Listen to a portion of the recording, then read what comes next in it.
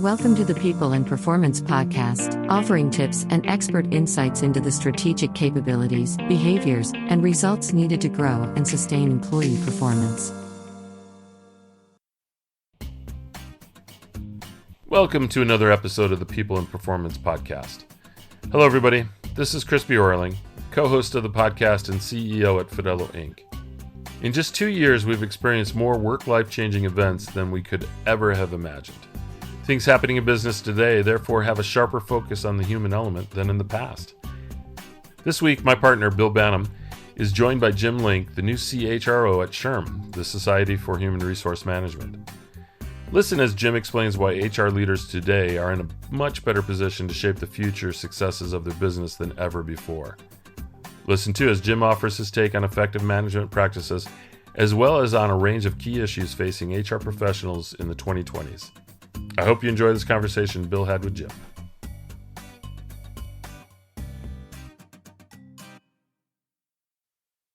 Jim, it's my pleasure to welcome you to the People and Performance Podcast today.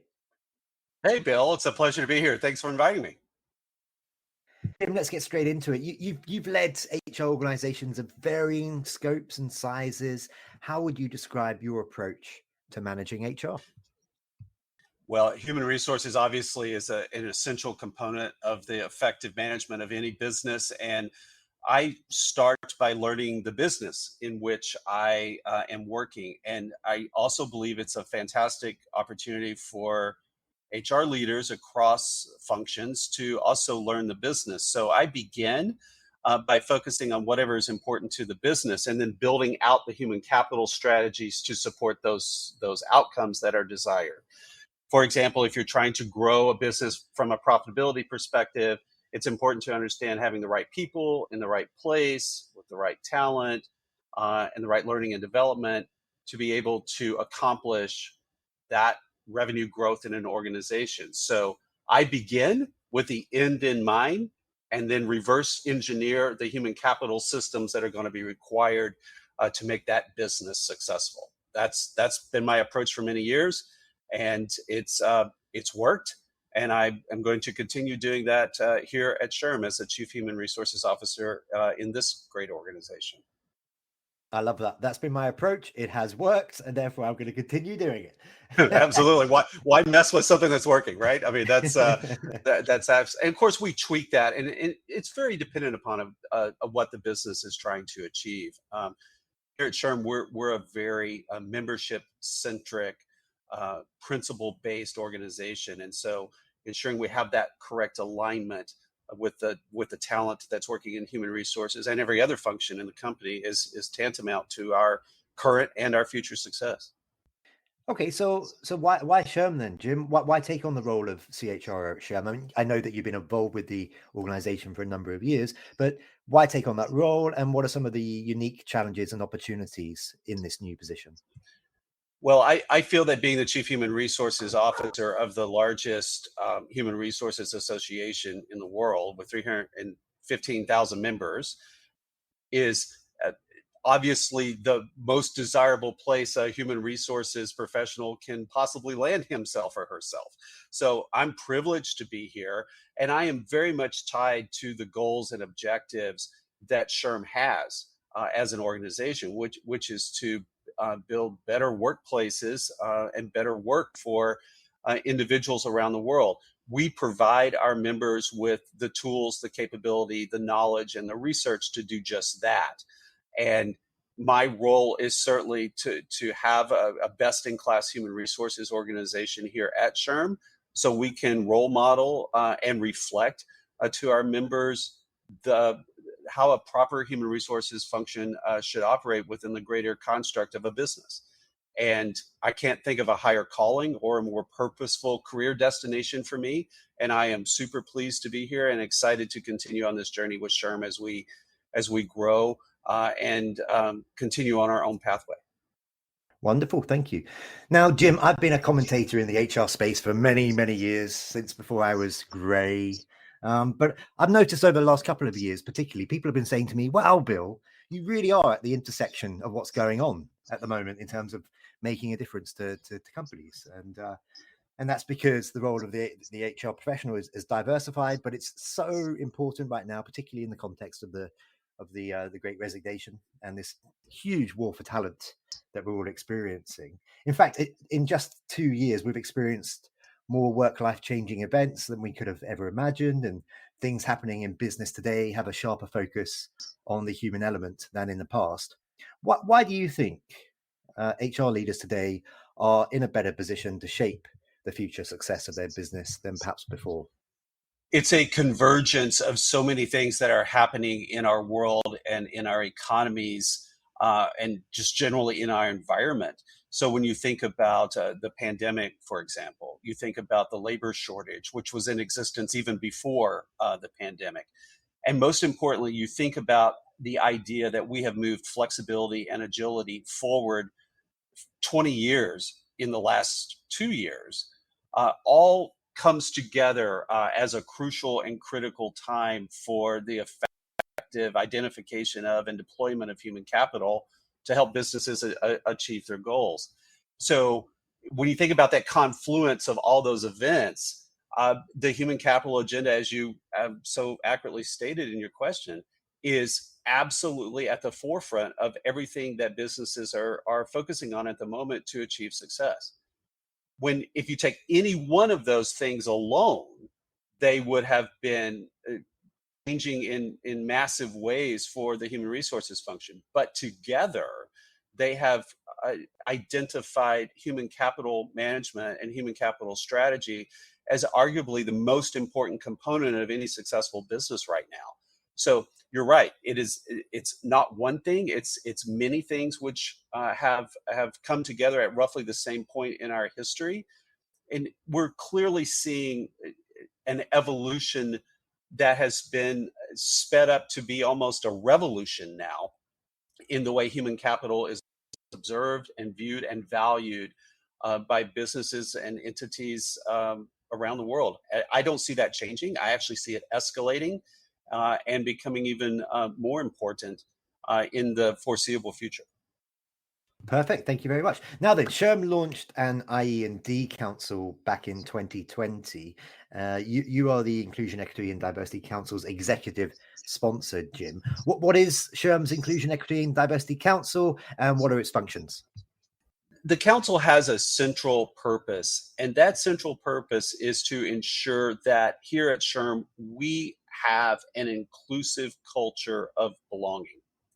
And we constantly utilize the council to test ourselves against those principles of inclusion and belonging, to ensure we are representing what true belonging looks like in an organization, and that we can then reflect that to our members, and most importantly, to our own SHRM employees. So we use a variety of tools to do that. We meet regularly. We bring in best practices and best ideas. We have a lot of research that backs up the idea of belonging in the workforce and inclusion and what that actually looks like.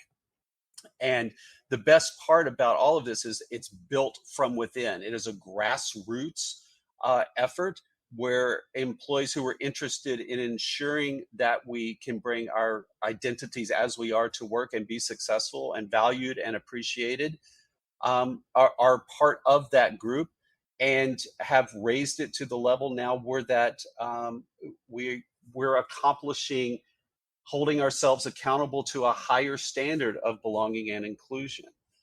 We are excited about this work. There's so much we've done, but so much more that we need to do here.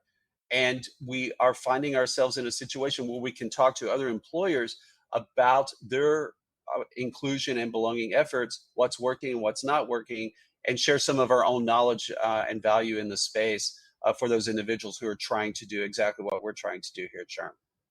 Listeners, myself, along with the co-host of the People and Performance podcast, Chris Bjorling, we will be, I'm very happy to say, covering the SHRM Conference and Expo June 12th to June 15th in person down in beautiful New Orleans. Sorry, that's my terrible British accent trying to pronounce that. And you're going to be moderating a session at the Conference and Expo, Jim, where you'll be asking council members a number of questions on IE&D. The session, I think, is called The Road to Inclusion, a Highway or an Intersection.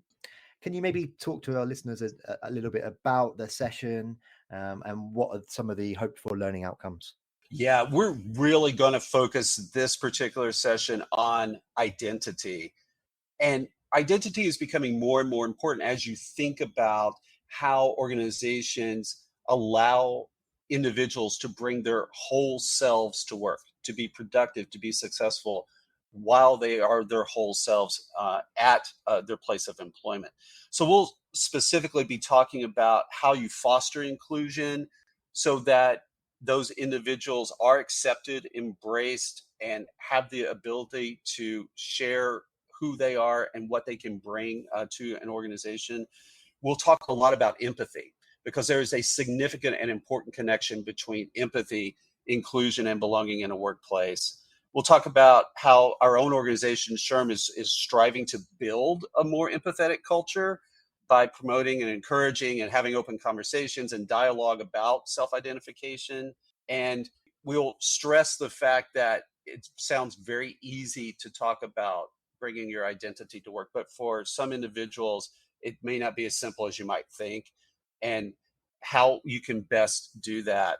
And we also will introduce the idea that bringing your whole self to work means that some cultures in some organizations out there probably need to change to actually encourage that and permit that to happen in the right way. And we'll be providing some of our own insight on what we've seen organizations do to accomplish that. That sounds awesome. I can't wait to check out the session myself. Okay, so talent shortages. Let's talk a little bit about talent shortages now, Jim. They're pretty rampant across most industries, as we know. There are more job vacancies than people right now. What are the causes for this? Yeah, many of the same things we just talked about. We saw a particularly significant gap in the labor market prior to the pandemic, and that was particularly focused on science, technology, engineering, math, STEM type of roles, only grown more significant and broader and deeper in our current labor market post-COVID, hopefully post-COVID in the endemic phase. However, we're also seeing a shortage in other areas as well. People who what I call proximity workers. These are individuals who have to be close to something in order to actually perform their duties. So those proximity workers would be people who work in manufacturing plants or drive a vehicle or are on a piece of farm equipment or a tow motor in an organization. So those proximity workers are also in incredibly short supply at the moment. I don't know of one manufacturing or logistics organization that is currently not working or looking for individuals to work in their locations. So your question is, what's driving that? It's a variety of things. And a lot of it comes down to what I call upskilling, new skilling, and reskilling. And as a work society, we have always thought that there's this mass distinction between those people who choose to engage in a vocational career or those who go to college. And that gap no longer is as well defined and as bright as it used to be, simply because there are not enough workers in either of those categories. If that's the case, that simply means that we have to think about upskilling, new skilling, and reskilling in ways we've not thought about it before. For example, I'm familiar with one organization who took a very complex project or idea that used to require one individual to see that process through from beginning to end. So that required a certain skill set, a long training period, a period of something similar to a residency in order to be able to complete that certification that they were trying to fulfill the entire pieces of that job. What that organization realized is that they could take that process, break it down into very smaller, digestible chunks, and then certify different individuals in each one of those steps. And instead of having one individual, which was very hard to find, to accomplish this very difficult task, instead they certified numerous individuals in various components of that broader task to accomplish the goal.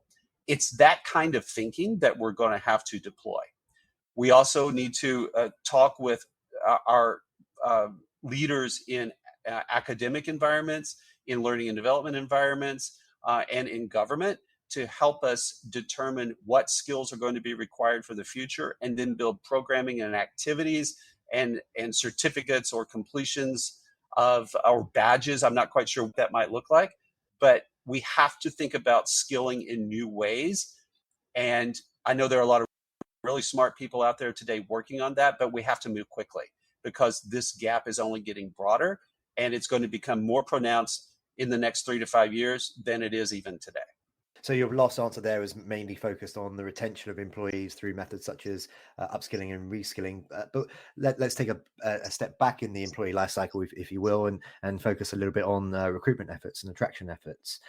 What do you think organizations can do to improve recruitment efforts today? And do you think that talent acquisition strategies are evolving effectively to address the issue of employees leaving organizations en masse?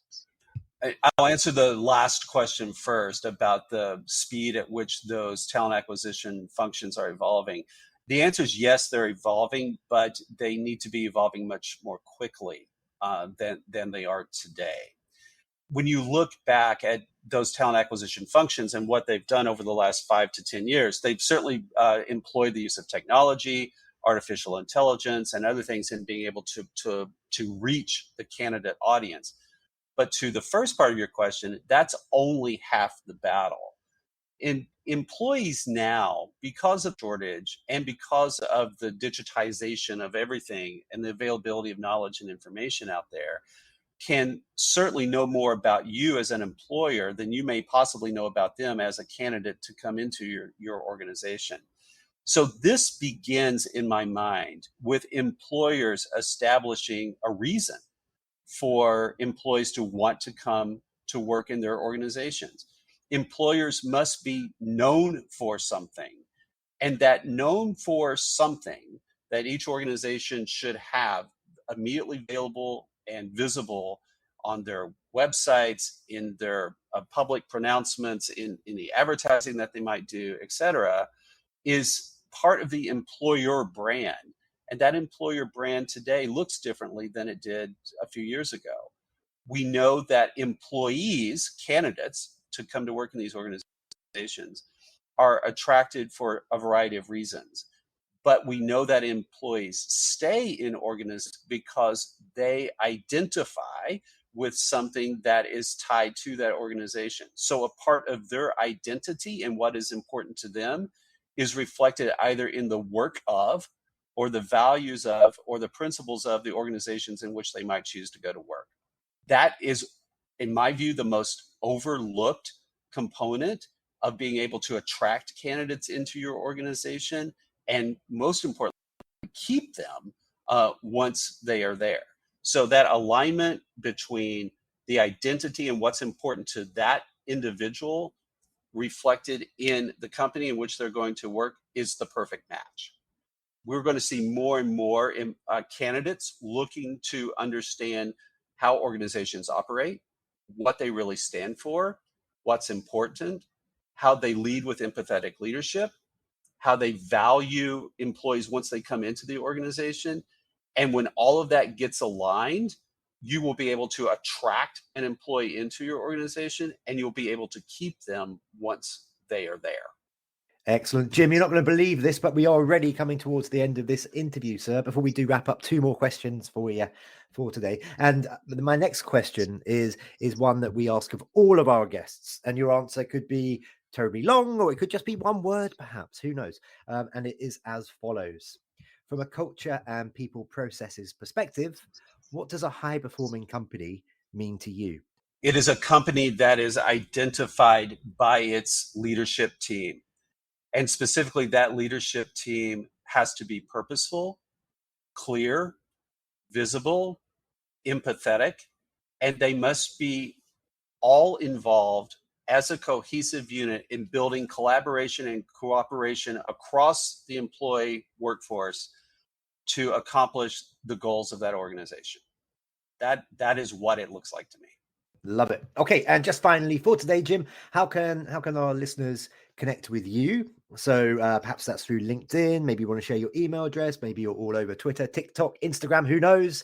And also, how can they learn more about all the cool things happening over at SHRM? Great question. So feel free to reach out to me. I'm on LinkedIn. I accept almost every invite that comes in because I want to connect and build that network. It's very important to do so. I'm also at JimLinkHR on Twitter. So feel free to reach out to me there as well. SHRM.org is the absolute best place to go for research, content, information, anything related to the human resources and human capital space. You'll find it there. We are a membership organization, and so we do request that you become a member of our organization, and that opens all kinds of exciting doors to you to the things I've just described, plus begins to help you build that network that's going to be so important for you and your future success. Excellent. And Jim, I've sent you a LinkedIn request. I can't wait to be connected to you, sir. And also Chris, my co-host, and I, we can't wait to meet you in person in beautiful New Orleans on between June 12th and June 15th for the SHRM Conference and Expo. But that just leaves me to say for today, Jim, thank you very much for being my guest on this episode of the People and Performance Podcast. Thanks, Bill. We'll see you in New Orleans. Thank you for listening to this episode of the People and Performance Podcast. Follow us on social media and remember to subscribe.